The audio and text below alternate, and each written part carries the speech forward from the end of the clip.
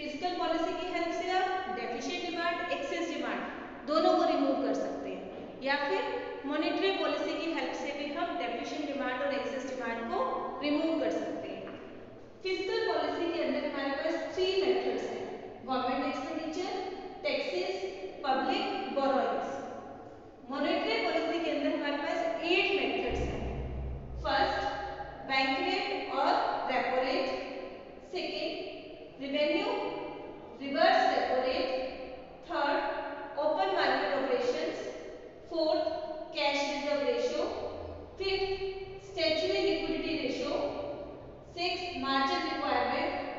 Seven, moral pressure and eight, credit rationing. अब इन सारे methods को वन बाय वन हमें डिस्कस करना है। तो सबसे पहले हम फर्स्ट मेथड को डिस्कस करेंगे, गवर्नमेंट एक्सपेंडिचर। नाउ स्टूडेंट्स, अब आपको डेफिशिएंट डिमांड मींस पता है कि एग्रीगेट डिमांड लेस होती है वहां पर। अगर आपको उसको रिमूव करना है तो एग्रीगेट डिमांड को इंक्रीज करना पड़ेगा। एक्सेस डिमांड मींस कि डिमांड मोर देन है, इकोनॉमी के अंदर ऑलरेडी ज्यादा है, तो उसको रिमूव करना मींस आपको डिमांड को डिक्रीज करना है। तो हम ये सारे पॉइंट्स उसी फॉर्म में एक्सप्लेन करेंगे। फर्स्ट ले लेते हैं सबसे पहले हम गवर्नमेंट एक्सपेंडिचर।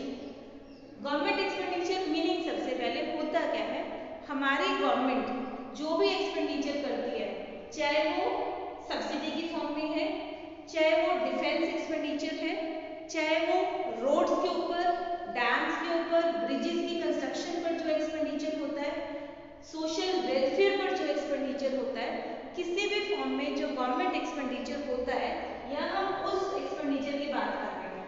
अब डेफिशिएंट डिमांड को रिमूव करना है, तो बड़ी सिंपल सी चीज आपको अंडरस्टैंड करनी है कि आपको डेफिशिएंट डिमांड को रिमूव करने के लिए डिमांड को इंक्रीज करना है इकोनॉमी में। और डिमांड इंक्रीज कैसे करोगे, जब इनकम इंक्रीज होगी। और इनकम इंक्रीज कैसे होगी पब्लिक की, जब गवर्नमेंट अपना एक्सपेंडिचर इंक्रीज कर देगी। तो हमारे पास है क्या, government increases the expenditure, then income of the public increases, demand increases, deficient demand removed. इसका अपोजिट एक्सेस डिमांड के केस में, अगर ऑलरेडी एक्सेस डिमांड है इकोनॉमी के अंदर और आपको इसको रिमूव करना है इकोनॉमी में से, तो आपको डिमांड को डिक्रीज करना पड़ेगा। और डिमांड डिक्रीज करने के लिए क्या करना होगा, हमें इनकम को डिक्रीज करना होगा। और इनकम डिक्रीज कब होगी, जब गवर्नमेंट एक्सपेंडिचर को डिक्रीज करेगी। तो government decreases the expenditure, income of the public decreases, demand decreases, excess demand removed. इसी तरह से हमें सभी पॉइंट्स को वन बाय वन डिस्कस करना है।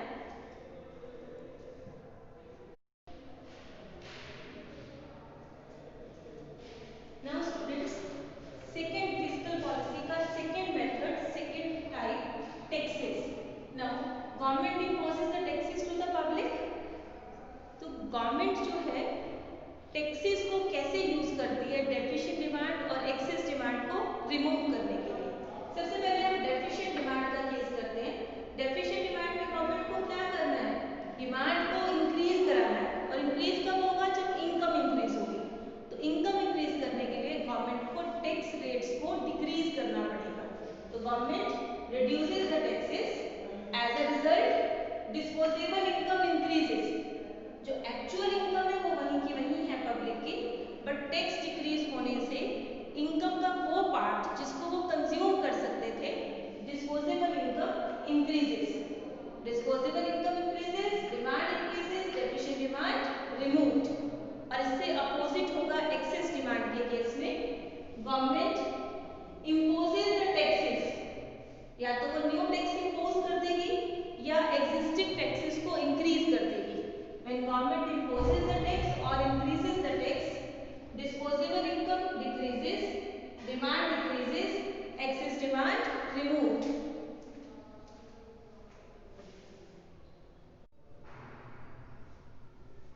Now, third point, public borrowings. Public borrowings means when government takes debt from the public or government repay the already taken debt repay. इन दोनों में से एक केस अब गवर्नमेंट को करना है। तो जब डेफिशिएंट डिमांड का केस है, डेफिशिएंट डिमांड में गवर्नमेंट क्या करेगी, ऑलरेडी जो उसने डेब्ट लिया है पब्लिक से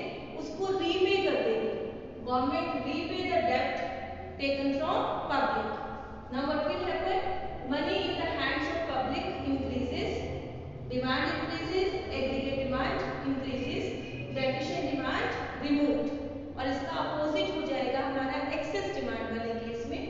अगर एक्सेस डिमांड है तो गवर्नमेंट क्या करेगी? Government takes debt from the public. When government take debt from the public, money in the hand of public decreases, demand decreases, excess demand controlled.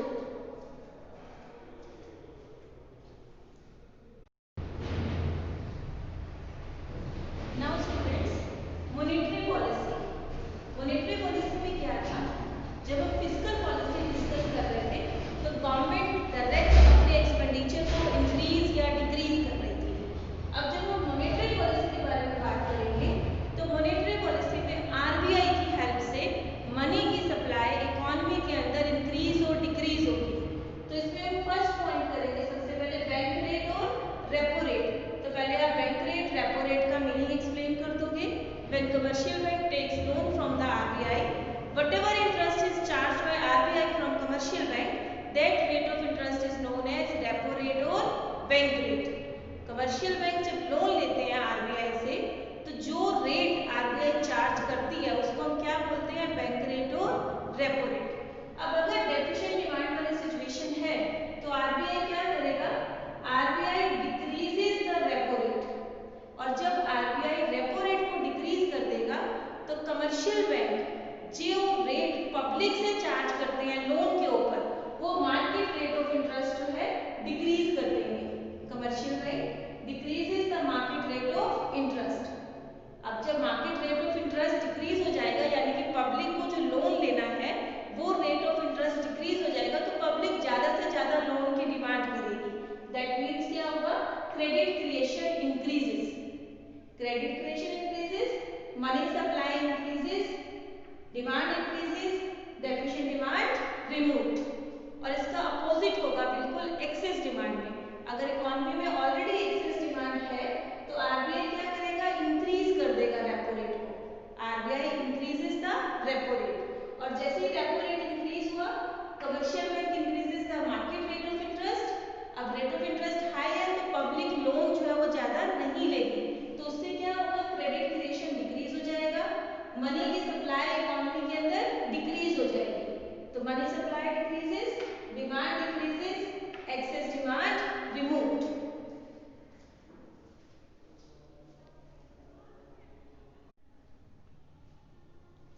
Now, second point, reverse repo rate. Reverse repo rate means commercial bank deposit their surplus amount with RBI. Commercial bank के पास जो भी surplus है वो RBI के पास deposit कर देता है। तो आरबीआई जो इंटरेस्ट की पेमेंट करता है उस अमाउंट के ऊपर, that is known as reverse repo rate. अब रिवर्स रेपो रेट को कैसे यूज किया जाता है? इन केस अगर डेफिशिएंट डिमांड है तब आरबीआई क्या करेगा? Decrease the reverse repo rate. RBI repo rate को, रिवर्स रेपो रेट को डिक्रीज कर देगा। और जब रिवर्स रेपो रेट डिक्रीज हो जाएगा तो कमर्शियल बैंक अपना सरप्लस जो है वो आरबीआई के पास डिपॉजिट नहीं करेगी, क्योंकि कोई खास बेनिफिट ही नहीं हो रहा उन्हें ज्यादा अच्छा इंटरेस्ट रेट मिल ही नहीं रहा। तो वो क्या करेंगे? वो कम से कम अमाउंट जो है वो आरबीआई के पास डिपॉजिट कराएंगे। और जब वो कम अमाउंट आरबीआई के पास डिपॉजिट कराएंगे तो उनके अपने पास फंड्स अवेलेबल हैं, उस फंड को वो किस में यूज करेंगे? क्रेडिट क्रिएशन में। तो credit creation increases, money supply increases, demand increases, deficient demand removed. इससे अपोजिट एक्सेस डिमांड वाला case, RBI increases the reverse repo rate. जैसे ही reverse repo rate RBI increase कर देगा, कमर्शियल बैंक अपना सरप्लस सारा आरबीआई के पास डिपॉजिट कर देंगे। और जब आरबीआई के पास डिपॉजिट होगा तो क्रेडिट क्रिएशन डिक्रीज हो जाएगा, क्योंकि कमर्शियल बैंक के पास मनी नहीं है, सरप्लस अमाउंट नहीं है क्रेडिट क्रिएशन के लिए। Money supply decreases, demand decreases, excess demand removed from the economy.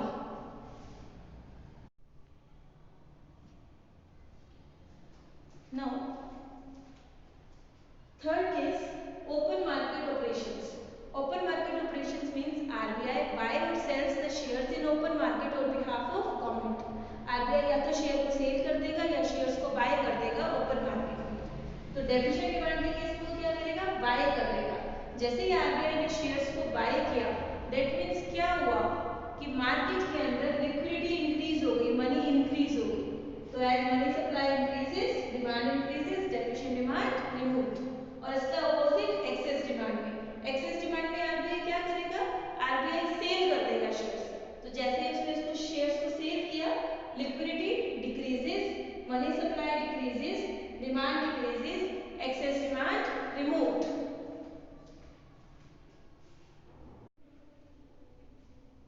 Now, fourth point, CRR, cash reserve ratio. Cash reserve ratio means जो टोटल डिपॉजिट्स है commercial bank के पास, उनका एक फिक्स परसेंटेज उन्हें आरबीआई के पास डिपॉजिट करना पड़ता है। Fix percentage of total deposit that commercial bank has to deposit with RBI. अब इस रेट को कैसे यूज कर रहा है आरबीआई, डेफिशिएंट डिमांड है इकोनॉमी में, तो वो सीआरआर को डिक्रीज कर देगा।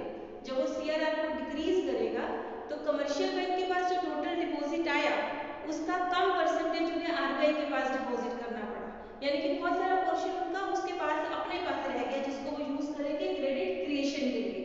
तो credit creation increases, money supply increases, demand increases, deficient demand removed.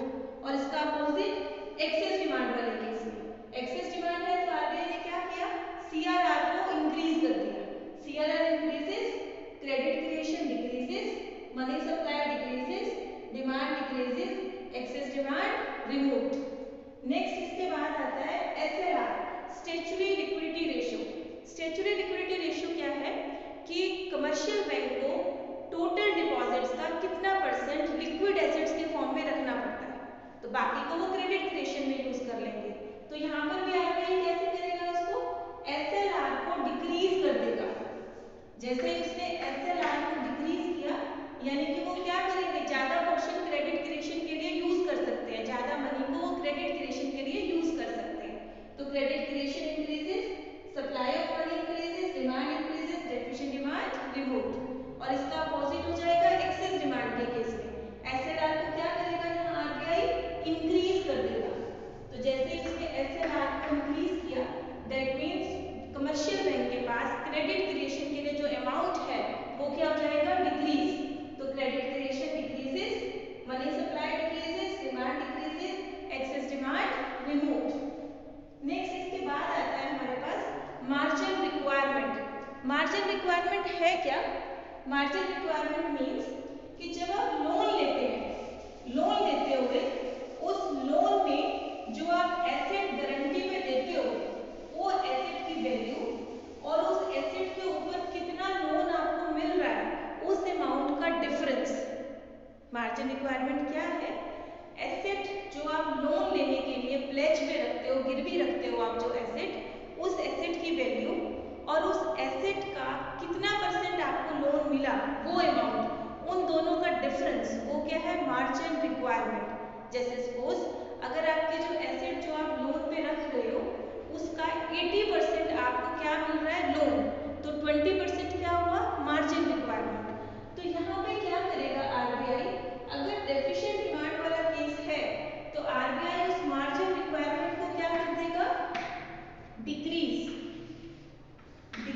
The margin requirement. और जैसे ही आरबीआई ने डिक्रीज किया इसको मार्जिन रिक्वायरमेंट को, credit creation increases, credit creation increases, supply of money increases, demand increases, deficient demand removed. इसका opposite हो जाएगा excess demand का केस।